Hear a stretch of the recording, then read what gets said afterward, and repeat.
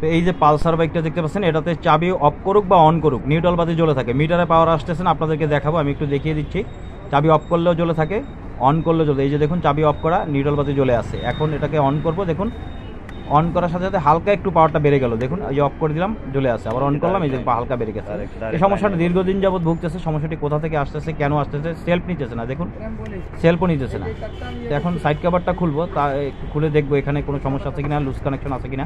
তবে তার আগে কাস্টমার ভাই যেটা বললেন যে এখানে নাকি তিনি দেখাচ্ছেন যে এখানে নাকি ডান পাশে তিনি ওয়ারিংয়ের তার কোথায় জয়েন্ট দিয়েছিল কোন অন্য জায়গায়, সেটা দেখাচ্ছে নাকি এখানে কোনো সমস্যা। দেখলাম চেক করে চাবি লাইনে এখানে অন্যটা লাইন টানা হয়েছে, এখানে কোনো সমস্যা নেই, এখানে কোনো লুজ কানেকশন নেই, এখানটাতে ঠিক আছে। এখন আমরা অপোজিট পাশে যে ওয়ারিং হার্নেস থাকে সেটাও চেক করবো। তার আগে এই যে দেখুন সাইড কভার খুলে এখানে ব্যাটারি টার্মিনালটা চেক করা হচ্ছে। এখানে কিন্তু কোনো রকম লুজ কানেকশন নেই, কারণ হচ্ছে যে এখানে গ্রিস করা আছে এবং টাইট দেওয়া আছে ভালোভাবে, সাথে দুইটা ফিউজ বক্স আছে। এই যে দেখুন ফিউজ দুটোকে খুলে চেক করা হবে, দেখবো যে ফিউজ কাটা আছে কিনা বা লাইন লুজ কানেকশন এখান থেকে আসতেছে কিনা সেটা চেক করে দেখবো। যেহেতু খোলা হয়েছে, এই যে দেখুন ফিউজ খোলা হয়েছে একটার পর একটা। ব্যাটারিতে যেমনটা বলেছি দেখতেই পাচ্ছেন, এখানে ব্যাটারিতে কিন্তু গ্রিস করা আছে, এটা কিন্তু ভালো কাজ, সবাই এটা করবেন। ব্যাটারিতে এভাবে গ্রিস দিয়ে দিবেন, তাহলে ব্যাটারি টার্মিনাল লুজ কানেকশন হবে না, কার্বন জমবে না। এই যে দেখুন কার্বন জমলে কি হয়, টার্মিনাল লুজ হয়ে যায়। এবং ফিউজগুলো ভালো আছে, তাই ফিউজগুলোতে একটু হালকা গ্রিস লাগিয়ে এই ফিউজগুলোকে বসিয়ে দিবে একটার পর একটা চেক করে। এই দেখুন এটা ভালো আছে, এটাতে গ্রিস লাগিয়ে দিলাম ব্যাটারি টার্মিনাল থেকে, কারণ এখানে অনেক গ্রিস দেওয়া আছে। এই যে দেখুন এখন হ্যান্ডেলটাকে ডান বামে ঘুরিয়ে আমি একটু চেক করে দেখি। এই যে দেখুন এখন কিন্তু যে নিউট্রাল বাতিটা সেটা কিন্তু অফ হয়ে গেছে, খেয়াল করে দেখুন। চাবি অফ করা থাকা অবস্থায় যে নিউট্রাল বাতির লাইনটা আসতো, এই যে দেখুন এটা কিন্তু অফ হয়ে গেছে। চাবি খুলে রেখেছি বাট অফ করা অবস্থায় এখন অন করব। দেখুন অন করে যখন হ্যান্ডেলটা ডান বাম করলাম, পাওয়ারটা কিন্তু চলে আসছে। এখন কি প্রবলেমটা কি গলার এইখানে যে তার সেটা সেখানে সমস্যা, নাকি মিটারের লাইনে কোনো সমস্যা? দেখুন আবার পাওয়ারটা কিন্তু চলে গেছে। এখন কি মিটারের লাইনে সমস্যা নাকি ঘাড়ের এইখানে সমস্যা? সমস্যাটা কোথায় সেটা একটু দেখবো, যে কোথা থেকে এই সমস্যাটা আসতেছে, কেন আসতেছে। এখানে যে ওয়ারিং হার্নেস থাকে, এই ওয়ারিং হার্নেসের টেপিং করা থাকে, ভিতরে ফাইবার প্লাস্টিকের পাইপ দেওয়া থাকে, সেটাকে একটু খুলে চেক করে একটু দেখবো যে এখানে কোনো তার কোনো সমস্যা আছে কিনা, ভালোভাবে চেক করে দেখতে হবে। কারণ অনেক দিন যাবত যেমনটা বলেছি ভুগতেছেন এটা নিয়ে। এই যে দেখুন তার এখানে টেনে টেনে চেক করতেছে একটার পর একটা। এখানে এই যে দেখুন যদি কোনো তার দুর্বল থাকে, ভাঙা থাকে, সেটা টান দিলে কিন্তু ছিঁড়ে যাবে।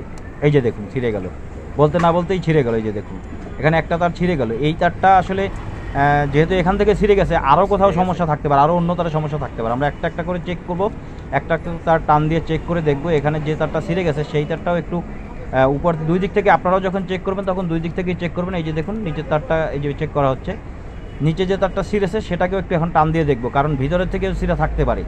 এই যে দেখুন যেটা বললাম সেটাই হলো কিন্তু, কারণ এটা আমাদের কাছে প্রায় এই ধরনের সমস্যা নিয়ে আমাদের কাছে আসে, আমরা জানি এগুলো, আমরা ভুক্তভোগী। এই যে দেখুন টান দেওয়ার সাথে সাথে ভিতর থেকে ছিঁড়ে চলে আসলো। এখন এইটা ভিতর থেকে ট্যাঙ্কের ফুয়েল ট্যাঙ্কের নিচে বডি চ্যাসিসের সাথে ওয়ারিং থাকে, ট্যাঙ্কটাকে খুলে কিন্তু এটাকে আমাদের দেখতে হবে। ফুয়েল ট্যাঙ্কটাকে খুলবো, খোলার পরে দেখবো যে এখানে ভিতরে কোন জায়গা থেকে তারটা ছিঁড়ে আসছে এবং আরও তার ছিঁড়া আছে কিনা। ফুয়েল ট্যাঙ্কটা অলরেডি খোলা হচ্ছে। এই যে দেখুন ফুয়েল ট্যাঙ্কটাকে খুলে এখানে ওয়ারিং হার্নেস সম্পূর্ণটাকে কেটে বের করে চেক করতে হবে, কারণ অল্প একটু ছিঁড়া পেয়েছে সেটুকু জয়েন করে দিলেই কিন্তু হবে না, অন্য জায়গায় সমস্যা থাকতে পারে।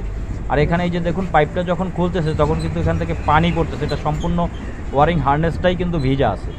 এই যে দেখুন ওয়ারিং হার্নেস সম্পূর্ণটাই, ওয়ারিং হার্নেসটা এখন ভিজা, এখানে পানি চলে আসছে। পানি আসার ফলেই কিন্তু ওয়ারিংয়ের যে জয়েন্ট ছিল সেই জায়গাটায় কার্বন জমে গেছে, কার্বন জমে তারটা ক্ষয় হয়ে গেছে, টান দেওয়ার পরে ছিঁড়ে চলে আসছে। আরেকটা জিনিস দুটি জায়গায় কিন্তু ছিঁড়েছে, একটা হলো প্রথম যেখানে ছিঁড়েছে সেটা হচ্ছে যে বাইক আমরা চালাই ডান বাম করি কাটি, এই ঘুরানোর ফলে বারবার ঘুরানোর ফলে কিন্তু ওয়ারিং হার্নেস থেকে এইখান থেকে বেশ সব বাইকে, যে কোনো বাইকে এই সমস্যা হতে পারে, যে কোনো বাইকে কিন্তু এখান থেকে তারটা ভেঙে যায় বা ছিঁড়ে থাকে।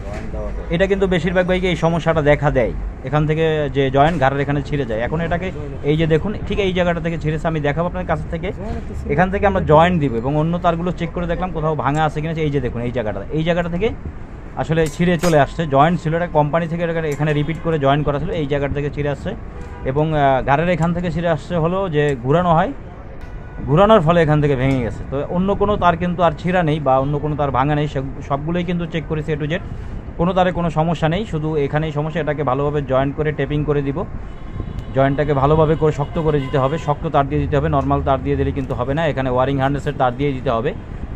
এই যে দেখুন এখানে আমরা যে বাকি যেখান থেকে ছুটেছিল এই জায়গাটাতে ঠিক জয়েন্ট দিব। এই যে দেখুন এই জায়গাটা থেকে ভালোভাবে শক্ত করে এখানে জয়েন্ট দিয়ে টেপিং করবে। এটা দেওয়ার সাথে সাথে দেখুন মিটার লাইন চলে আসছে, এই যে দেখুন মিটারের পাওয়ারটা কিন্তু চলে আসছে। তো এখন 100% কনফার্ম যে এইখানেই সমস্যাটা কিন্তু ছিল, এই ওয়ারিং হার্নেসটা ভাঙা ছিল এবং এই ভিতর থেকে ছেঁড়া ছিল। ভিতর থেকে ছেঁড়া থাকার ফলে এই যে দেখুন লাইনের সাথে অন অফ করে দেখায়, এই যে দেখুন অফ করলাম, এই যে নিউট্রাল বাতি সব চলে গেছে। এখন যখন অন করবো আবার নিউট্রাল বাতি কিন্তু চলে আসবে, এই যে দেখুন চলে আসছে। এখানে কিন্তু সমস্যা ছিল। আর বেশিরভাগ বাইকে এই বাইকটা ভোগান্তির কারণ হচ্ছে যে বাইরের দিক থেকে সিট তো জয়েন করে দিত, সমস্যা ঠিক হয়ে যেত, কিন্তু মূলত সমস্যাটা ভিতর দিক থেকে ছিল। ভিতরে যে জয়েন্টটা ছিল, এই জয়েন্টের জায়গায় যে কানেকশনটা ছিল, এখানেই প্রবলেমটা ছিল। এখান থেকেই কিন্তু বাইকের পার্মানেন্ট সলিউশনটা কিন্তু আজকে আমরা এটাকে করে দিলাম খুঁজে বের করে, কারণ এইভাবে টান দিয়ে চেক না করলে বোঝা যায় না কোথায় ছেঁড়া আছে বা কোথায় কী আছে। এটাই ছিল আপনাদের সাথে শেয়ার করা। দেখা হবে পরবর্তী ভিডিওতে।